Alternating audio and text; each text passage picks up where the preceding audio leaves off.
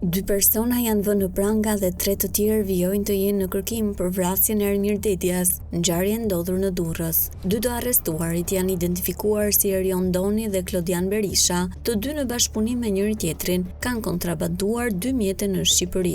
Një prej tyre është tip Seat që u përdor nga autorët e vrasjes së 29 vjeçarit dhe që më pas u doq në fshatin Gërdec. Por po ashtu, Berisha dhe Doni kanë sjellë edhe një mjet tjetër, tip Cupra, që dyshohet se gjithashtu do të përdorej për një ngjarje tjetër kriminale. Giuliano Dyrmishi dhe 2 persona të tjerë, një prej tyre nga Maroku, janë shpallur në kërkim për sigurimin e kushteve dhe mjeteve materiale për kryerjen e vrasjes. Deri më tani, të 3 ndodhen jashtë Shqipërisë, ndërsa për sa u përket atentatorëve, duket se ende nuk ka asnjë shenjë prej tyre. 29 vjeçari Ermir Dedia, me origjinë nga Shijaku, kishte jetuar në Gjermani, ndërsa së fundmi jetonte i vetëm në lagjen numër 11 në Durrës. Ai u ekzekutua në orët e para të mëngjesit të 20 majit, sapo zbriti nga makina e tij.